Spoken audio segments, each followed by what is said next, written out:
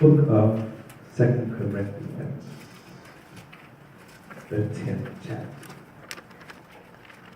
When you get there, I ask that you stand to your feet for the reading of the Word of God. Amen. If you don't know where 2 Corinthians is, it's in the New Testament, right after 1 Corinthians. Amen.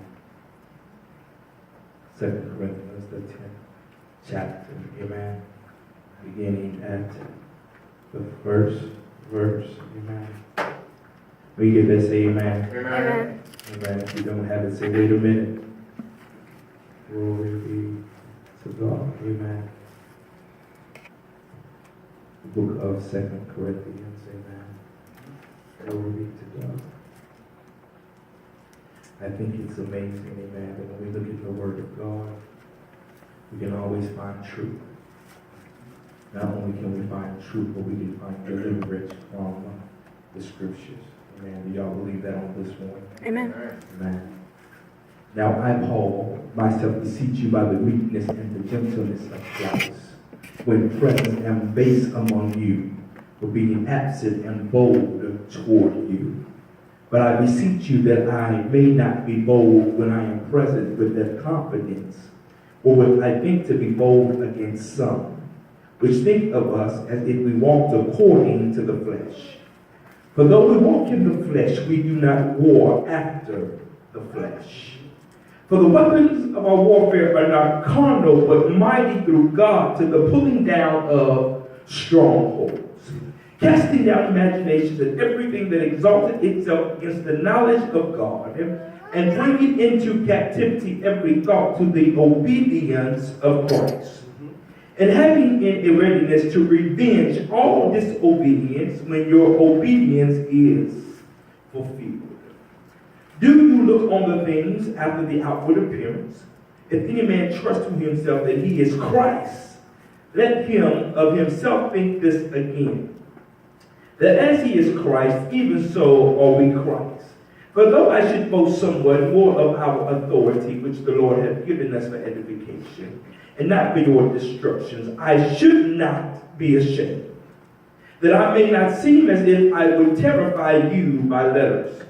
For his letters say that they are weighty and powerful, but his bodily presence is weak, and his speech is contemptible.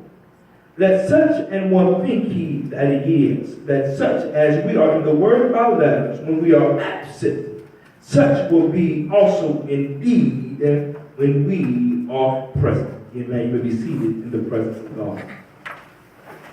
Amen. On last week, amen, we began a new series titled Spiritual Warfare. Amen.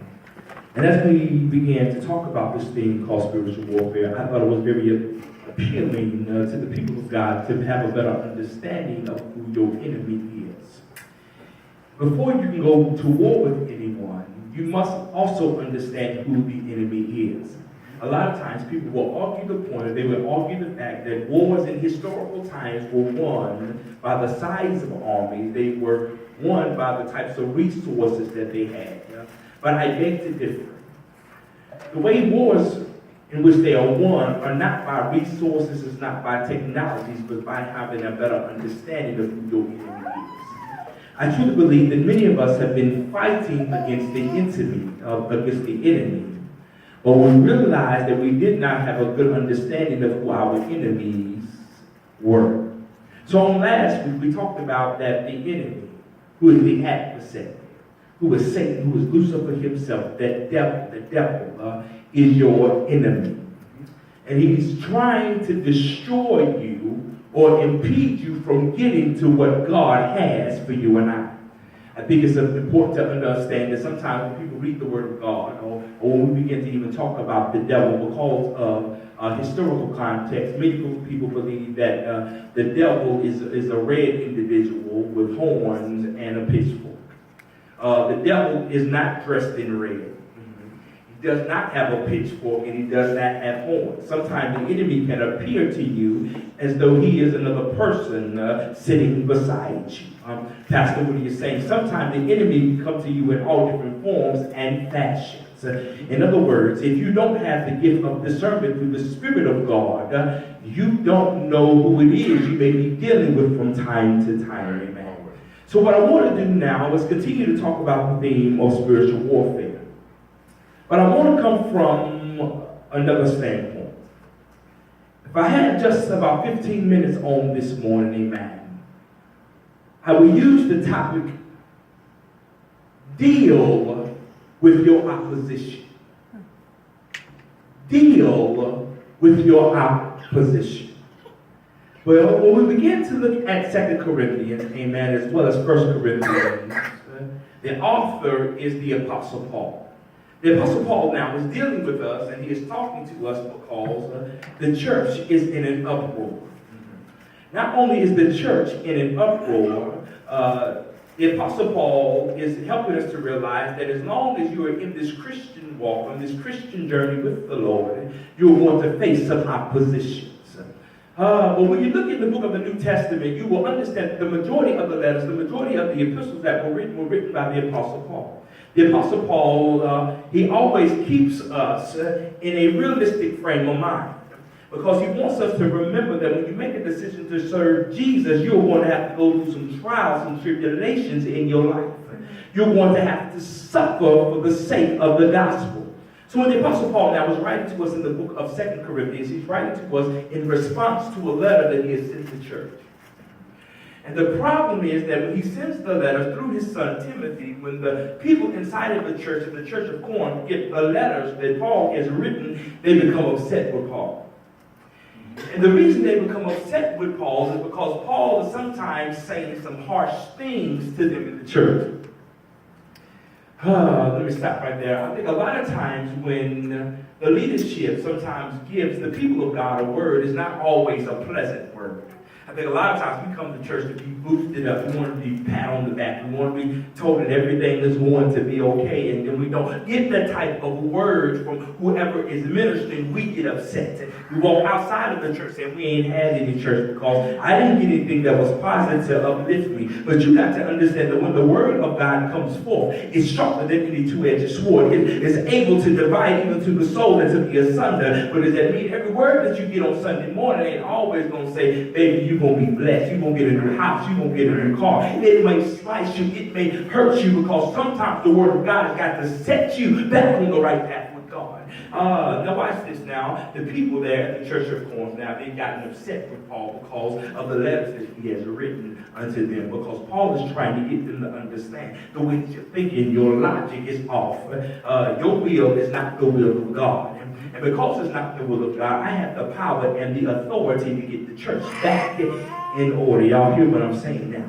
Now with the Apostle Paul is now dealing with, he's not only dealing with the church. You got to think about the people that's inside of the church. These are the people that say they have a relationship with the Lord. These are the people saying that they have made the Christ their ultimate Savior. But watch this, when you read the context of the text, you will come to find out that when people don't hear what they want to hear, they go out and find people that will tell them exactly what they want to hear. And it's those types of people that have the ability to now to creep inside of the church and become false teachers. So not only is Paul dealing with the enemies, he's also dealing with false teachers. These false teachers have now, in the absence of the Apostle Paul, have come into the church preaching their own gospel. And the problem is when they have begun to preach their own gospel outside of the will of God, people have begun to listen to what they had to say. You got to be careful now, because sometimes your curiosity can get you in trouble.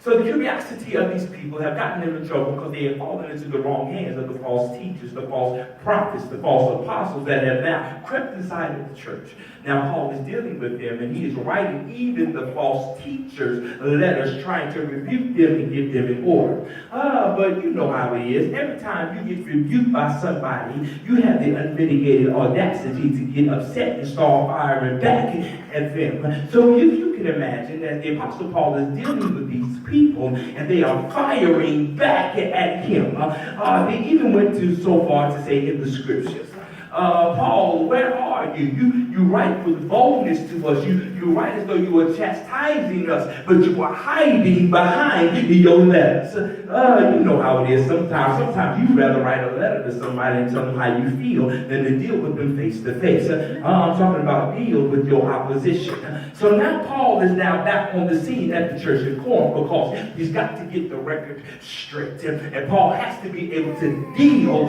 with the opposition. So now the Apostle Paul now is dealing not only with the enemies of the church, the enemies of God. He has to deal with the false teachers that's inside of the church now. But the first thing that I love about Paul and how he's dealing with the opposition, and I think it's something that you and I have to be able to catch. I'm going to give you three things that we have to be able to do to properly go into spiritual warfare against our opposition. I'm going to give you three things that we have to do to be able to deal with the opposition. Well, when you look down in verses 1 through verse 6, Paul does something that's very amazing to us. And I think we got to be able to catch this if we expect to win our spiritual warfare. Paul now begins to address the enemies. He begins to address the false teachers. How? In humility. The first thing that you have to learn how to do when you deal with your opposition, you got to learn to deal with your opposition in humility and meekness. Paul is now in front of people that want his head. Paul's in front of people that are trying to damage his character. Paul is standing in front of people that's trying to tell Paul he doesn't know what he is talking about. He's standing in front of people that's trying to say he never saw Jesus. He's standing in front of people that just don't like him or they are envious about how the Lord is using him. But when Paul now speaks to them through verses 1 through 6, he's speaking to them in all humility. In other words, what he's saying, Pastor, many of us are dealing with people in our lives that are causing us opposition, but we're trying to meet their opposition with our opposition. What are you saying? Sometimes when people begin to deal treacherously with you, you don't go talk to them in humility. You go talk to them in rage and frustration and anger. Notice Paul does not fire back at these people because he understands who he is. In other words, Paul said, I can't minister to you if I myself allow myself to get outside of character. More people are looking at you when you are upset than when you are happy, because all they want to be able to do is say, look, she thought she was a Christian. He thought he was a Christian. And so when you act out of character and act out of the severity of God, you give them more fuel for the fire. But Paul says, I got to learn to deal with you in meekness. Even though you're trying to damage my character, even though you're trying to talk about who you think I am, you really don't know me. But if I'm going to represent Jesus Christ, I've got to be able to stay humble at the feet of the Lord so you will have an understanding. I don't care how angry you may get with me, but you're not going to force me to act outside of my character. So the first thing you have to be able to do is when you're dealing with your opposition, remember to deal with your opposition in humility. Well, can I go back and give you a witness? When they were taking Jesus from judgment hall to judgment hall, Jesus never said a mumbling word. They pulled the hairs out of his beard.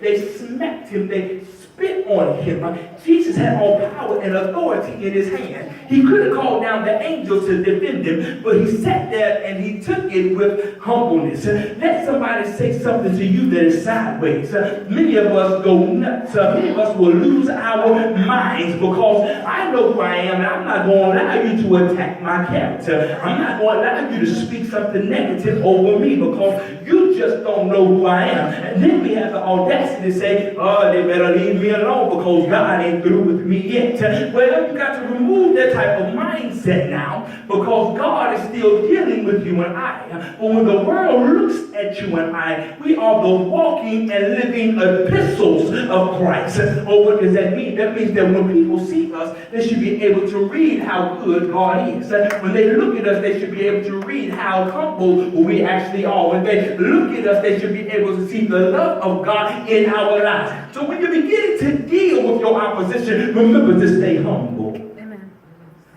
Paul stays humble because he knows that I can't win these people to Christ if I'm mad and frustrated. I can't win these people to Christ and get these false teachers to understand the very power of God if I start lying and acting out of character just like them. Y'all still with me now?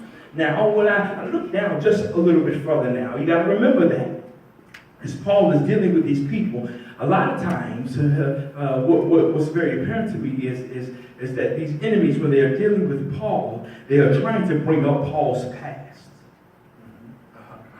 When they're trying to oppose the teachings of Paul, they're trying to bring up his past. Don't you understand when people don't like you and they're envious of you and they want what you have? They're always trying to remind you of where you've come from, to help you understand that you're not as great as you think you are. They're looking at Paul and saying, Paul, you talk about power and the authority that Jesus has given you. Paul, you have no power. We're more powerful than you. You talk about you know the scriptures. We know the scriptures better than you. How dare you try to tell us how to serve the Lord Jesus? Because if my mind serves me appropriately, wasn't it you that was running around killing us? Wasn't it you that was going around locking us up in jail? So how dare you tell me how good that the Lord is? But you got to remember that when God delivers you from your enemies, when God delivers you from your past, don't you allow people to hang your past over your head. Because when God delivers you and He brought you out into the marvelous light. He brought you out of the darkness. Why? Because He had a work for you to be able to do. So don't worry about them if they bring up your past. Paul is trying to get them to understand, all you think you know about me is an insinuation. And all you think you know about me is just my past. But you know me now. Sometimes when you're dealing with your opposition, you got to remind people of where you are now, not where you've come from. Because when people looked at Paul, all they could think about Paul was things that he had done in his past that was negative.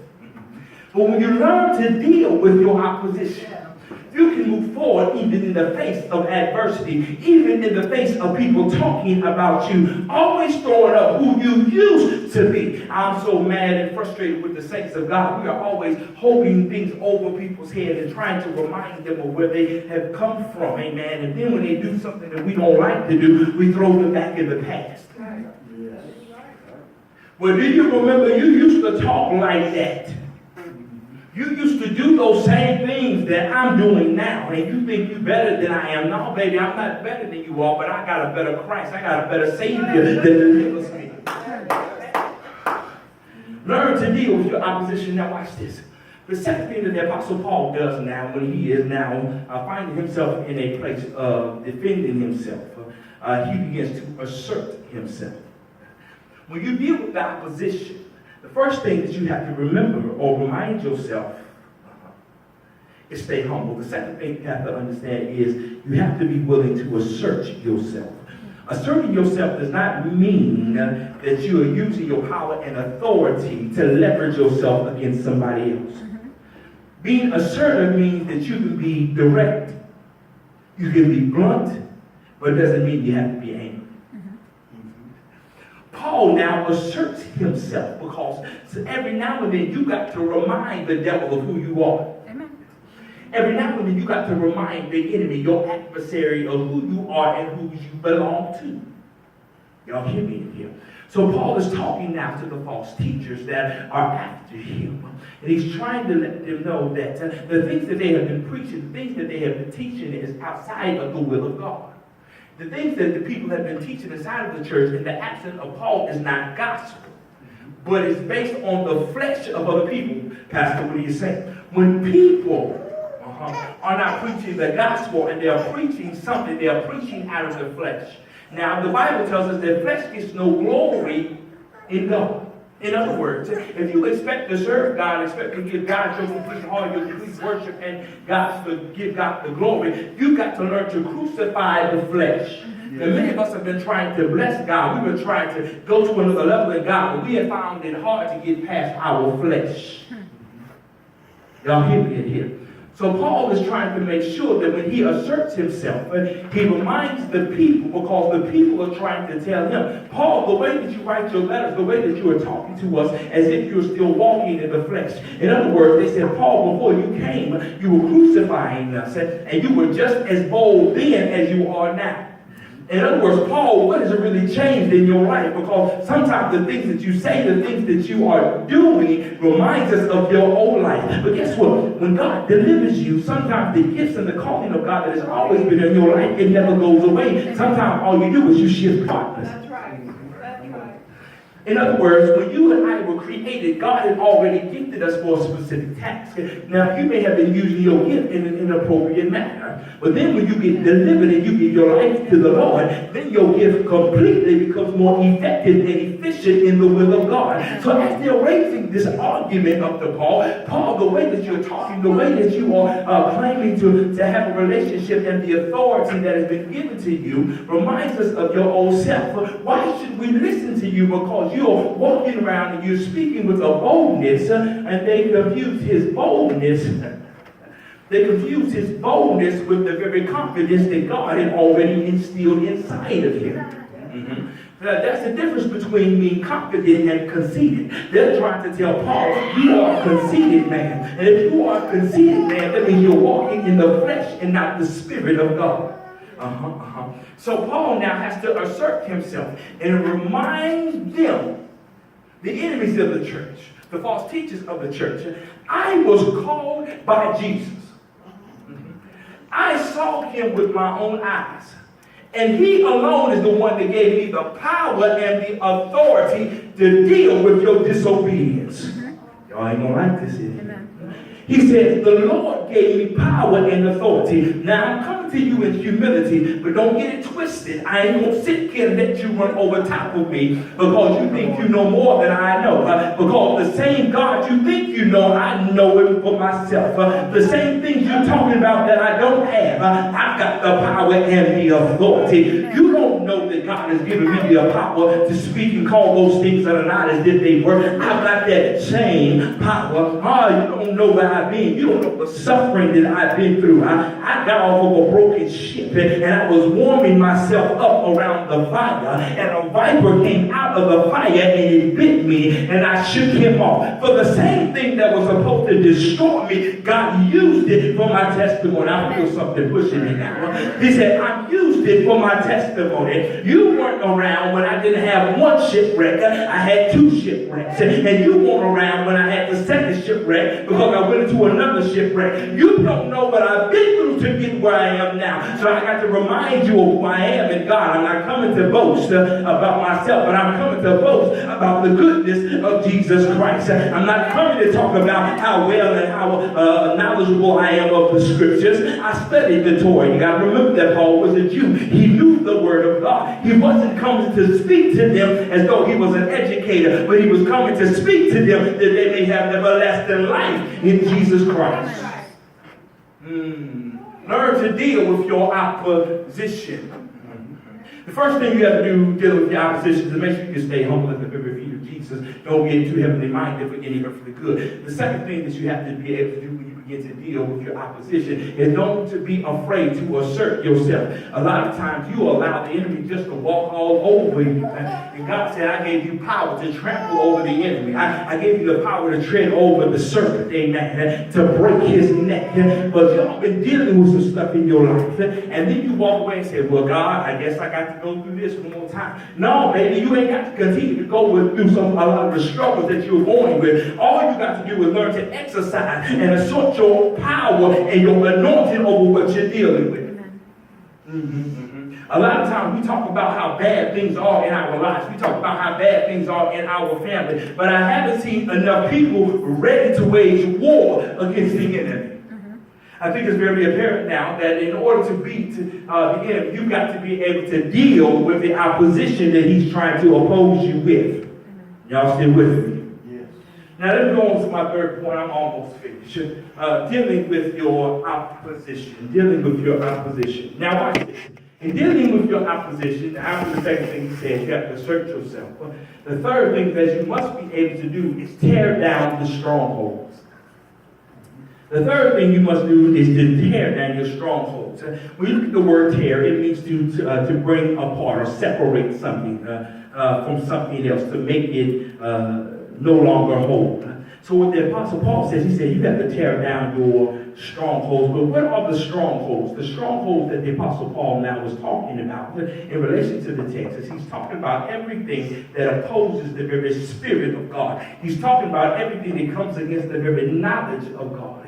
He says you have to learn to tear down the stronghold. In other words, you got to take action against what is trying to oppose you. Well, now the question becomes in the context of the text. The enemies, the false teachers, are trying to tell Paul that he is walking according to the flesh and not the spirit. Well, a lot of times of the oppositions that you and I face deal with things that attack our flesh. Can I teach real quick? A lot of the opposition that we deal with in life sometimes attacks our flesh. And what is it that attacks our flesh? It's lust. It's lust. It's lust. Let me teach real quick. It's a lust. But you got to also understand, in the world that we're living in, even though we've been saved, healed, and delivered, we have to still live in the flesh in this world. Amen? We still have to live in this world. Even though we're not of the world, we have to live in the world.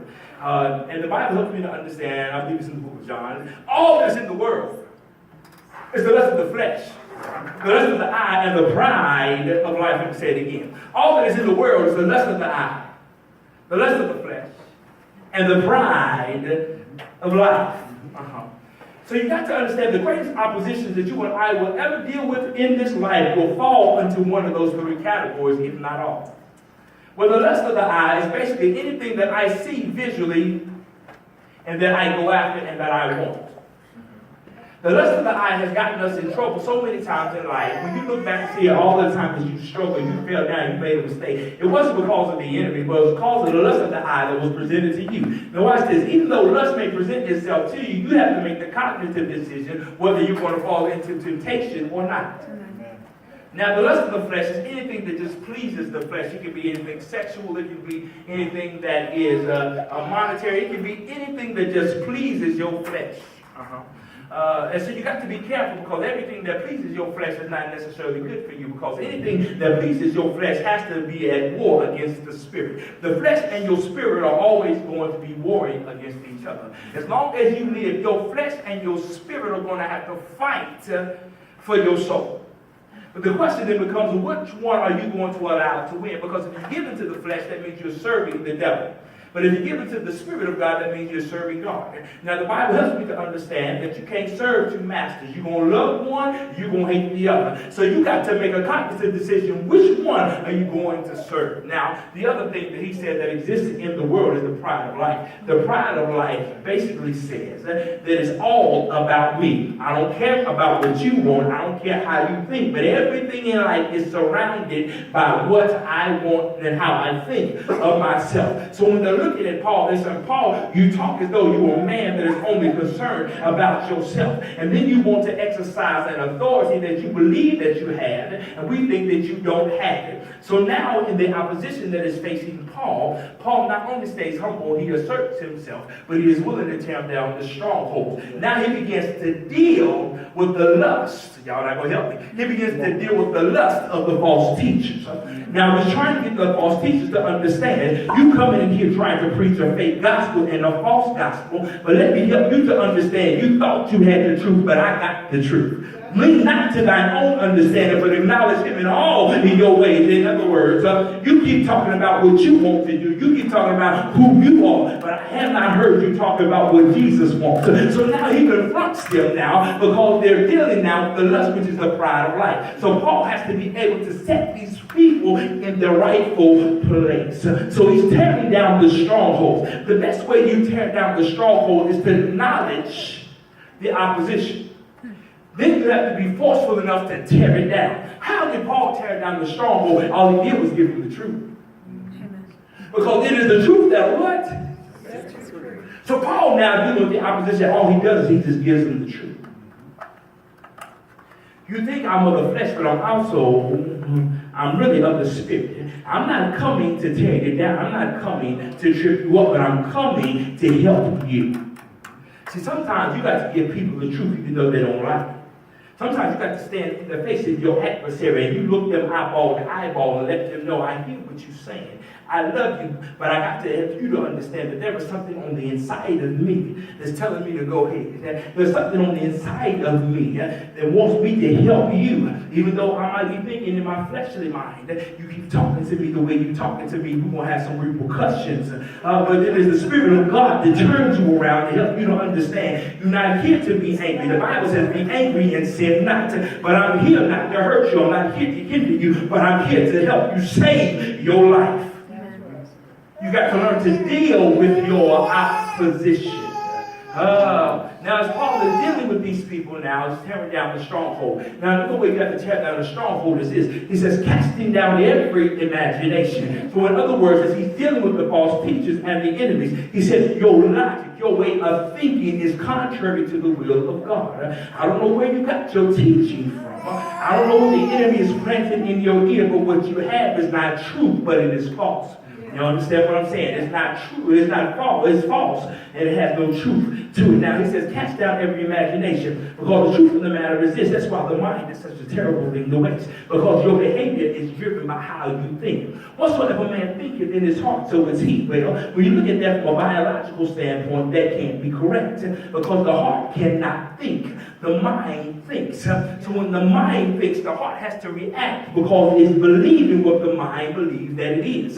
So now what the Apostle Paul is saying is that you got to cast down every imagination, everything that tries to exalt itself, that tells you that God is not real, that tells you that Jesus is not real, that's telling you that Jesus is not the way. You've got to have the mindset to cast that thought down, because if you don't pull the thought down and beat it down to the ground, that particular thought is going to have the ability to influence your behaviors. I've seen a lot of strong Christians go back because imagination began to run wild. I know people that said they've been in church all their life, but when you start talking about demonic forces, they're ready to go in the opposite direction, because in their mind they have an imagination that is running wild. Don't let your imagination run wild, but you got to address your imagination with the word of God. I'm trying to help somebody. I'm not going to walk in fear. I heard David say, "Oh, that I walk in the valleys of the shadows of death, I shall fear no evil." So even when the enemy is trying to mess with my mind, I'm not going to allow him to stay in my mind, because if I allow him to stay in my mind, he might cause me to change my behavior. He may cause me to doubt the very God that I serve. So I've got to take the power and the authority that God has given me, and I've got to pull down those imaginations. So even when you start thinking negatively about yourself, that's an imagination you got to pull down. When you think that nobody loves you and nobody wants you, that's an imagination you got to be able to pull down, because you have been fearfully and wonderfully made. I don't care what people say about you. You got to learn to change the way you think about yourself. And if you can change the way you think about yourself, then you'll be able to change your entire situation. Oh, God is here. Now, as he said, cast down the imagination and everything that exalted itself against the knowledge of God. Everything you hear about God is not godly. Amen. Because sometimes people are saying things that sound good. How many times have you gone to church and you've heard these wonderful cliches in the church, but when you go back and try to look it up in the scriptures, you can't find it? Because everything that glitter just ain't gold. Y'all still with me? Everything that glitter is not gold. So in other words, you got to be careful. You got to be careful who you allow to speak and be in your connected circle, because everybody is trying to get in your circle, and in your circle just to address these people, because they're now misleading and distracting the people of God. And so in order to make sure that the enemy understands who's really in charge, he's got to deal with the opposition. But notice now, at the conclusion of the text, as Paul is talking to them, Paul is saying, I'm here. You wanted me here because you said I was hiding behind my letters that I wrote. But I'm here in the present. And just as bold as I was in writing the letters, I'm just as bold being in person. See, many of us are bold around certain people, but we're not always bold around everybody. Because there's some people that have the ability to intimidate us. And then when they intimidate us, we try to find another way to try to get around them. Y'all know how it is. When you were intimidated by somebody at work, when you see them walking down the aisle, you go in the opposite direction. You know how it is. There's some people, when you get upset with them, you feel more comfortable addressing them face to face. And there's some people you're not comfortable with. You try to find another alternative way to address your problems and your situations. But Paul said, just as bold as I am in that, I'm still as bold as I'm standing in front of you. But I'm going to stand in humility. I'm not going to meet your anger, and I'll meet to be frustrated, because if I become frustrated and act out of character, it's not me that you have to worry about, but it's God. I didn't come here to shame God, but I came to represent Him. Deal with your opposition. So the question now becomes to you as I'm getting ready to leave, that you all get out of here for the day, is how will you deal with your opposition? Will you remain humble in the face of your opposition? Will you assert yourself in the face of opposition? And the third thing I think is the most important, will you tear down the strongholds that exist in your life? Because when the oppositions come, you got one or two choices. One choice is you can deal with it. The second thing is you can leave it where it stands. But know this, any opposition that you leave in front of you will always be there. It will serve as an impediment. It will block you. It will keep you from what God has for you. You say you want to go over here to the promised land, but you refuse to deal with the opposition that's You saying you want more of God, but you're afraid to deal with the opposition. Sometimes the opposition that you've been dealing with, and from a spiritual perspective, is something that is sunk deep down into your heart and in your spirit. It may be something that you have been fighting, you've been dealing with for years, and you just haven't been able to get past it. But you've got to look at it in the eye. Call it what it is. Call it what it is. A lot of times, watch this. I learned that there was an addiction called alcoholism, amen. And I can talk about it because I was there, amen. I was in college, and I would go to class, and I would be drunk. I'd wake up in the morning drinking. I'm not talking about beer. I was drinking liquor and going to class. But I became a fully functioning alcoholic. And I was an athlete. I thought I could work it all off. I was a fully functioning alcoholic. But I had to come to an understanding one day that I had a problem that I had to. I was trying to tell myself, oh, it's going to get better because I know that there's something better for me and I can stop this at any time. That was an opposition that I had to deal with in my life. But until I sat down and called it what it was, then I was able to deal with it. You got some stuff in your life that you refuse to deal with, which is your opposition. You think it's going to go and think it's going to go away. But everything that's an opposition in your life may not go away unless you deal with it. Now, in other words, if I'm trying to get out of that door, and you set a chair in front of that door that's blocking me from getting out, I keep telling myself I'm going out the door. But if I don't physically move that chair from in front of that door, how can I exit the door? The same thing for us spiritually. You trying to get to a place in God and you ain't been able to get there. It's because you refuse to move the opposition away. What will you do next? Will you remove the opposition, or will you continue to allow it to stand? Because the truth of the matter is, God ain't going to do everything for you.